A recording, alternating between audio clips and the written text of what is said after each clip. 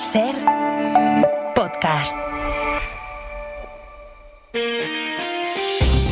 Las 7 de hoy por hoy. Ser podcast. Hola, muy buenos días. Ayer a esta hora les adelantamos que la Fiscalía pide más de 100 años de cárcel para un hombre de Barcelona que ofrecía en aplicaciones y en redes sociales poder violar a una niña de 12 años mientras él lo grababa. La menor estaba bajo la tutela de la Generalitat y hoy les podemos contar que el pedófilo irá a juicio dentro de un año, en primavera de 2026, y que mientras tanto el juzgado y los Mossos d'Esquadra siguen investigando a otra treintena de pederastas que acudían al piso de este individuo para violar a otras víctimas. José Luis Sastre, hola. Hola, buenos días. A la dimensión de lo que les contamos ayer a esta hora, un caso que remitía por sus características al de Pelicot en Francia, se suma la dimensión de lo que les contamos esta mañana, que fueron al menos 25 menores más las que pasaron por aquel piso donde habían montado lo que fuentes de la investigación llaman una especie de productora de pornografía infantil. Este hombre, electricista de profesión, citaba a los implicados en redes sociales y allí en su piso ocurrían los abusos que él grababa. Estamos hablando de decenas de menores agredidas en un piso de Barcelona y cuyas violaciones eran grabadas. Los expertos alertan de la gran demanda de este tipo de contenido y de cómo se distribuye a través de las redes sociales. Radio Barcelona, Andrea Villoria. El caso del electricista pederasta en Barcelona va mucho más allá de las agresiones a la primera víctima. Fuentes de investigación de los Mossos recuerdan a la SER que con su arresto destaparon una de las mayores redes de pederastia, una auténtica productora, dicen, de porno de menores. Hay al menos 25 víctimas localizadas de 12 a 17 años, sobre todo niños varones y de todas las clases sociales y orígenes, ya que en redes aparentemente seguras como Instagram, dicen los investigadores, hay un mercado oculto de prostitución infantil. Por eso los expertos piden más prevención. El que ens ha de portar a reflexionar és que hi ha una alta demanda de persones. Lo que debe hacernos reflexionar es que hay una alta demanda de personas que buscan pornografía infantil y es muy importante intervenir para que aquellos que se están iniciando tengan forma de parar, dice la SER Núria Iturbe, psicóloga del programa Prevensi, que trabaja con personas con inclinaciones pedófilas. Estados Unidos y China dan aliento a los mercados de todo el mundo con la tregua de 90 días en la guerra arancelaria que Trump declaró hace más de un mes. El presidente de los Estados Unidos ha dado marcha atrás también con China. Va a rebajar los aranceles a los productos de ese país del 145 al 30%. Durante los próximos 3 meses, China va a responder bajando los suyos del 125 al 10%. La primera reacción ha estado en las bolsas. Esta madrugada las asiáticas han abierto al alza y ayer se notó sobre todo en las estadounidenses. Desde que Trump apareció en los jardines de la Casa Blanca con aquella tabla de aranceles que imponía país por país, Wall Street ha sufrido varios desplomes históricos y anoche, después de semanas de recuperación, las bolsas cerraban con subidas importantes gracias a ese anuncio. En Europa, los mejor parados fueron el sector del automóvil y la moda. Jordi Fàbrega, buenos días. Buenos días. Ha habido euforia contenida, pero al fin y al cabo euforia en los mercados tras este primer acuerdo entre Estados Unidos y China. Wall Street ha sido quien más lo ha celebrado, especialmente el Nasdaq, que ha subido más de un 4,3% y ha entrado en lo que técnicamente se llama mercado alcista, porque si sumamos las subidas del lunes a lo que ya había acumulado las últimas 2 semanas, ha recuperado más de un 20% en el último mes. En Europa, la consecuencia de ese acuerdo ha sido más moderada, con avances especialmente de las empresas de automóviles y con el IBEX 35 en España subiendo un 0,7% y marcando otra vez su nivel más alto desde mayo de 2008. Y junto a las bolsas, lo que también ha subido con fuerza ha sido el dólar, más de un 1%, y el petróleo, que ha rebotado más de un 3% a medida que se disipan los temores de recesión. Está empezando el martes, es 13 de mayo. Hoy por hoy noticias. Ser podcast. El acuerdo entre China y Estados Unidos no solo ha sido bien recibido en las bolsas de todo el mundo, también en las instituciones europeas.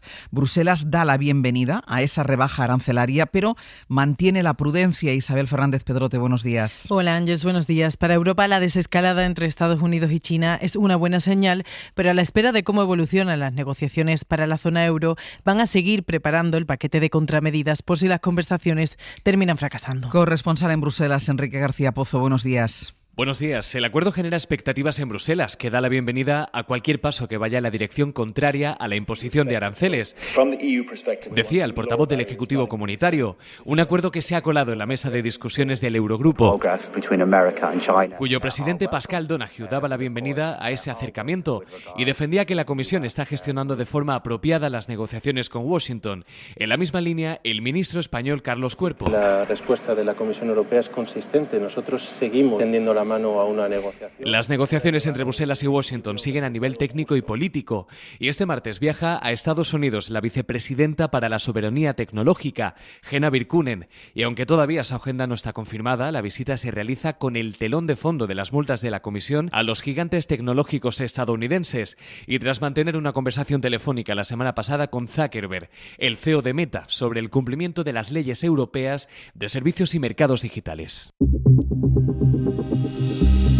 En Ucrania, Zelensky acelera su agenda diplomática cuando faltan apenas 2 días para que viaje a Turquía, donde ha citado a Putin en un encuentro cara a cara. A la espera de una respuesta del presidente ruso que no llega, los bombardeos continúan y Estados Unidos sigue presionando para que negocien la paz.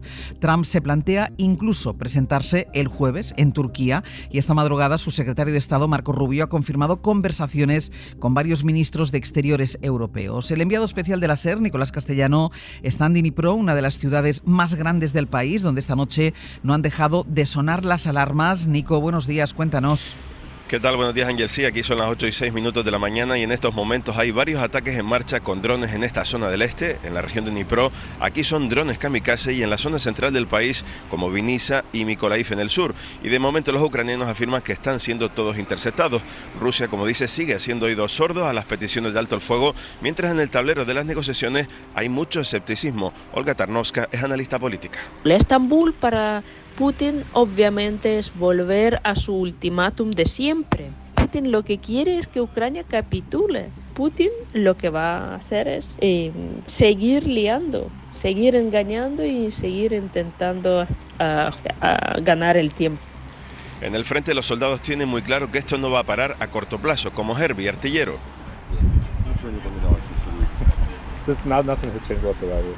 Asegura que no ha cambiado nada en los últimos días y que aquí no ha habido ningún tipo de tregua, mientras Zelensky multiplica sus contactos. Ha confirmado a Erdogan que el jueves estará en Estambul y que esperan allí contar con la presencia de Donald Trump. Después volvemos a Kiev, a Ucrania. Nico, gracias. Hasta luego. Hasta luego. Hoy por hoy, noticias. SER Podcast. Y en España la crónica política se escribe por el adelanto que ha hecho Feijóo del Congreso Nacional del Partido Popular. Lo adelanta casi un año. Será el próximo 5 y 6 de julio y dice el líder popular que lo hace por si acaso. Tenemos que salir de esta trampa política que lo ha convertido todo en absurdo e inútil. Tenemos que activar el modo futuro al 100% porque no hay un solo minuto que perder.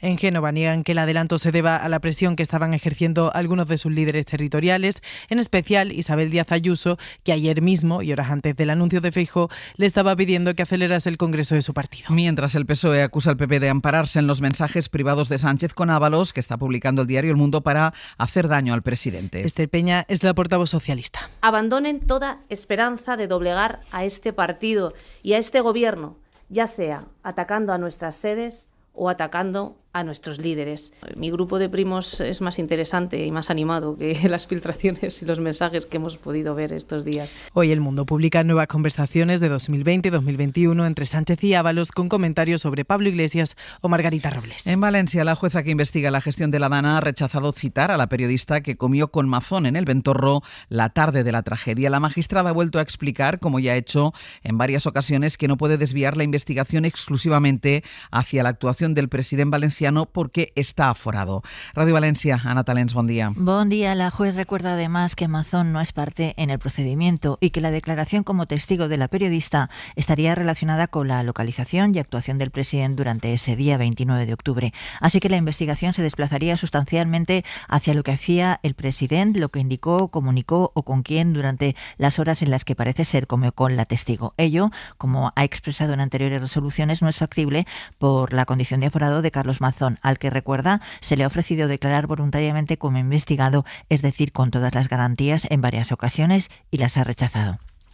Y hoy, además, en la agenda del día, la cita que se van a dar médicos de familia, pacientes, psicólogos y especialistas para visibilizar el problema de sueño que hay en España. Es como una epidemia. Casi la mitad de los pacientes de atención primaria duermen mal. Marina Fernández. El insomnio es un problema de salud con riesgos asociados cardiovasculares, de hipertensión, diabetes, deterioro cognitivo, y en España la mitad de la población duerme mal a diario, según una encuesta de 40dB para la SER que tiene su reflejo en las farmacias.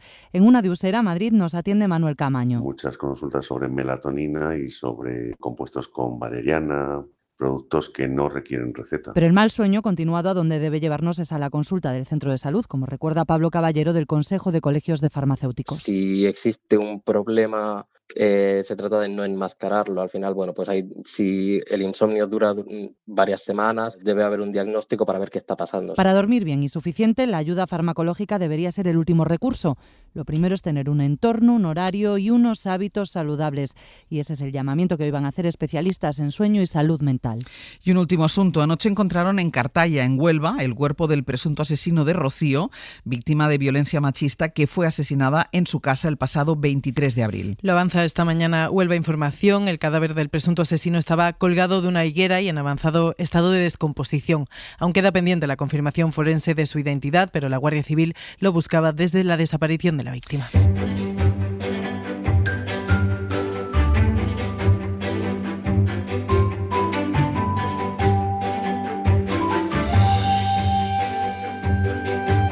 Tramo de radio y vamos a viajar hasta Andalucía. En Radio Sevilla está Elena Carazo. Elena, ¿qué tal? Buenos días. Hola Ángels, buenos días. Y hasta Baleares, en Radio Mallorca, está Mamen Municio. Mamen, buen día. Hola, buen día. Vamos a explicarles algunas noticias de estas dos comunidades, como el descubrimiento de que en la provincia de Sevilla, Elena, existió una población durante la Edad de Bronce, o sea, hace 5.000 años, liderada por mujeres. Sí, un estudio de la Universidad de Sevilla y la de Norwich reconstruye cómo era la vida de los habitantes de la península ibérica en la Edad del Cobre, donde el liderazgo femenino pues fue clave y como curiosidad se organizaban en torno a grandes monumentos, como es el caso del yacimiento de Valencina, en una ubicación en la que dominaban la desembocadura del Guadalquivir. Entre las grandes construcciones que realizaban, por ejemplo, donde se enterró la señora de Marfil, que está considerada la primera gran lideresa conocida de Iberia por el rico ajuar con el que fue enterrada, incluso con atuendos realizados con cuentas de conchas marinas o pieza de cobre. No se ha encontrado a ningún señor que se enterrara como la señora de Marfil. Y eso demuestra de que era una población, una lideresa, 5.000 años, liderada por mujeres. No sabemos qué pasó después. Exacto. ¿Y qué pasó con los señores? Mamen, ¿le cobran 2 euros por no pedir entrante en un restaurante? Sí, les ha pasado a 2 mallorquines en un restaurante del puerto de Pollensa. Cuentan que al mirar la cuenta comprobaron que les habían cobrado 2 euros bajo el concepto no starter en inglés. La pareja acudió al local el domingo, pidió 2 platos, 2 panes, 2 bebidas y al pedir la cuenta, pagar y mirar el ticket vieron pues que les habían cobrado por no pedir entrante. Contaban al diario Última Hora. Al preguntar a los camareros por ese extra, por lo visto no entendían español, hablaron con otra compañera y que les dijo que a lo mejor era por el IVA. Pues no era por el IVA, después de hacer los cálculos y finalmente decidió devolverles el importe. Dijo que como no sabía muy bien cuál era ese concepto y no estaba su jefe, que prefería darles el dinero. Aunque lograron Ángels recuperar el dinero, lamentan que se lleven a cabo estas prácticas y se preguntan a cuántos más se lo habrán hecho y no se habrán dado cuenta. Desde la OCU dicen que es necesario destacar en la carta del restaurante no se hacía ninguna mención a este extra y que en el caso de aparecer, desde luego, tampoco sería ilegal. Que en el caso de sufrir alguna de estas malas prácticas, hoja de reclamaciones, pruebas del problema y desde luego pues una fotografía, si no, no se podrá reclamar. Claro, y sobre todo revisar el ticket cuando se vaya a pagar la cuenta. La Agencia Espacial Europea ha invitado a un grupo de alumnos de un colegio público de Alcalá del Río, en Sevilla, a visitar sus instalaciones en Alemania. Sí, se trata del colegio público San Ignacio del Viar, de la localidad sevillana de Alcalá del Río, que está disfrutando ya de esta invitación que han recibido de la Agencia Espacial Europea para visitar las instalaciones del centro de operaciones que tienen en Frankfurt, donde van a presentar su proyecto de constitución escolar lunar. Un proyecto en el que los niños plantean, Ángel, cómo sería gobernar la Luna. Lo han hecho alumnos de 5º y de 6º de primaria. Hoy van a visitar, por ejemplo, el Centro de Adiestramiento de Astronautas en Colonia. Herminio Rodríguez es el profesor coordinador de esta iniciativa. Siguiendo un poquito los pasos de Sara García y Pablo Álvarez, el miércoles vamos a la Escuela Europea de Frankfurt, viendo esa conectividad con el ámbito educativo. Se van a adherir la Escuela Europea de Frankfurt a nuestro proyecto. Así que en unos años, pues yo creo que vamos a contar los astronautas sevillanos que van a la Luna o sabe Dios a dónde. Desmantelada una banda de narcotraficantes un pequeño error que tuvieron. Aparcaron el coche en el garaje de un policía nacional. Sí, debía ser un poco torpe. Lo cierto es que cuando el propietario del turismo llegó al lugar, el funcionario notó un olor que le resultó sospechoso. Cuando llegó quien tenía ahí el automóvil aparcado, pues muy nervioso, dice, le instó a abrir el maletero y allí pues encontró varias bolsas de rafia de supermercado llenas con resina de hachís. Le pidió que le mostrara las llaves que tenía y había entre las llaves había la de un trastero del edificio. Dentro del trastero 82 kilos de resina de hachís, 300 gramos de cocaína. Bueno, el sujeto no vivía en la finca, pero bueno, le había alquilado el trastero a una vecina y finalmente pues derivaba en la detención de este individuo y desde luego su posterior ingreso en prisión. Se prosiguieron las investigaciones, Ángels, y finalmente se pudo ver que era una banda dedicada al narcotráfico. No miro quiénes eran los vecinos. Mamen, Elena, gracias. Un abrazo. Adiós. Adiós. Y vamos ya con nuestra recomendación cultural para empezar el día. Hoy Raquel García nos invita a ir al teatro. Antes de empezar una historia, siempre hay que leer un libro. ¿Sabéis cuál? El libro Guinness de los récords. Porque en él se encuentra el mayor número de cosas excepcionales del mundo real. Hoy recomendamos el debut en la dirección teatral del guionista de La Ruta, Roberto Martín Maiztegui, y lo hace con Los Brutos, que se puede ver estos días en el Centro Dramático Nacional. Un texto que nos cuenta el viaje de un chico de barrio que consigue dedicarse a lo que más quiere, al cine, y al que interpreta tras el exitazo de los años nuevos Francesco Carril. Es un tipo que, ha crecido en un barrio, pero ahora tiene una vida estupenda, ha vendido muchas películas, muchas series que le han ido muy bien, pero ahora quiere hacer una película distinta, ¿no? Y que le lleve a un gran festival, ¿no? Lo que pasa es que en ese camino es cuando aparecerá su vida, sus orígenes y su barrio. Y es en esa vuelta al origen donde se reencuentra con ese tío suyo que tanto significó para él, con sus amigos de la infancia, con su primera novia, y que descubre que no está tan lejos como él cree y que en cierto modo son parte de suyo del presente. Nuestra infancia, nuestra adolescencia, nuestra vida pasada de alguna manera conforma quienes somos. Y luego por otro lado que por mucho que queramos no podemos obviar o olvidar nuestros orígenes, ¿no? De alguna forma, de dónde venimos. Los Brutos reflexionan sobre cómo nos contamos, quiénes somos, qué y quiénes dejamos atrás, pero también sobre el derecho que tenemos a inventarnos nuestra propia vida. Para no perderte ningún episodio, síguenos en la aplicación o la web de la SER, Podium Podcast o tu plataforma de audio favorita.